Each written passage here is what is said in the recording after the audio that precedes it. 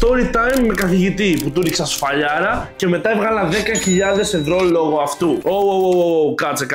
Θα με πεις τρελό τώρα. Πώς γίνεται να ανοίξει σφαλιάρα σε ένα καθηγητή σου στο γυμνάσιο και μετά να βγάλεις 10.000 ευρώ. Περίμενε, μείνε μέχρι το τέλος για να μάθεις. Γενικά, εγώ στο γυμνάσιο δεν ήμουν και το πιο ήσυχο παιδάκι, να σας πω την αλήθεια. Γενικά ήμουν αρκετά ζωηρός, θα έλεγα. Τώρα, πριν κάνεις το σχόλιο σου και αρχίζεις να με κράζεις για αυτό που έκανα, μείνε μέχρι το τέλος απλά. Μείνε μέχρι το τέλος. Και που λέει ότι είχα ένα καθηγητή, ο οποίος καθηγητής σε κάθε μάθημα που είχαμε μου έβαζε απουσία. Οκ, δεν λέω ότι μαθώ. Στην αρχή σίγουρα και εγώ κάτι θα έκανα. Παιδί ήμουνα. Όλα αυτά μετά από κάποια φάση απλά είχε ένα μικρό κόμπλεξ μαζί μου. Δηλαδή, απλά δεν με γούσταρε καθόλου και μου το έλεγε κιόλας. Και που λέει ήταν μια μέρα την οποία θυμάμαι χαρακτηριστικά, στην οποία αλήθεια δεν είχα κάνει τίποτα. Το θυμάμαι πάρα πολύ χαρακτηριστικά. Και καθόμουν είχαμε κάτι παγκάκια, ξέρω εγώ, και ήταν 1, 2, 3 σκαλάκια, ας πούμε.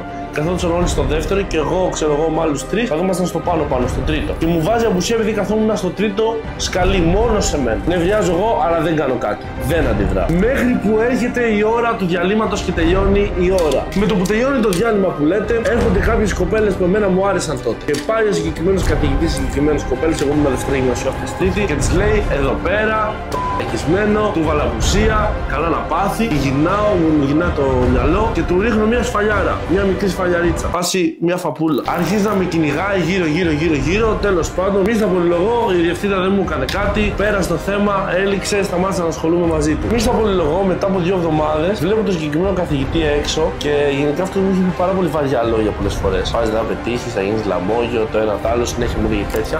Μόνο μια χαρακτηριστική μέρα στην οποία μου λέει, παιδί μου, εσύ ή θα πεθάνεις, μου λέει, ή θα μπεις φυλακή, ή θα συνεχίσεις για όλη τη ζωή να είσαι ένα λαμόγιο. Και όσο να είναι, ό,τι κι αν ήμουνα, ό,τι κι αν έκανα σε ένα παιδί το οποίο είναι 14 χρονών που ήμουν τότε, με επηρέασε συναισθηματικά. Και φεύγω από εκεί πέρα που βρισκόμουν και βάζω όρκο ότι θα τον αποδείξω λάθος και ότι ποτέ δεν θα γίνει αυτό. Το ορκίστηκα στον εαυτό μου. Είμαι προσμένος εδώ για κάτι μεγαλύτερο, είμαι προσμένος για μεγαλύτερα πράγματα. Δεν μου αξίζει αυτό το πράγμα. Μου δημιούργησε ένα τόσο μεγάλο πείσμα να αποδείξω πρώτα στους άλλους και μετά στον εαυτό μου. Πράγμα που με οδήγησε σε ό,τι κι αν έκανα μετά, αυτό το πράγμα να έχει μείνει μέσα μου και να το χρησιμοποιώ ως κίνητρο. Το point του βίντεο δεν είναι να πας να ρίξεις σφαλιάρα στον καθηγητή σου. Το point που θέλω να κάνω είναι ότι πολλές φορές πράγματα τα οποία σε επηρεάζουν αρνητικά συναισθηματικά, έχεις 2 επιλογές. Η μία επιλογή είναι να αφήσεις αυτά τα αρνητικά γεγονότα να σε ρίξουν και να αφήσεις αυτή την ενέργεια να μείνει μέσα σου. Και η δεύτερη επιλογή είναι να χρησιμοποιήσεις αυτή την ενέργεια και να τη διοχετεύσεις σε κάτι παραγωγικό, ανεξαρτήτως το τι έχει συμβεί. Γιατί να θυμάσαι, η ενέργεια δεν μπορεί να καταστραφεί. Η ενέργεια το μόνο που μπορεί να κάνει είναι να διοχετευχθεί. Το point του βίντεο είναι το εξής.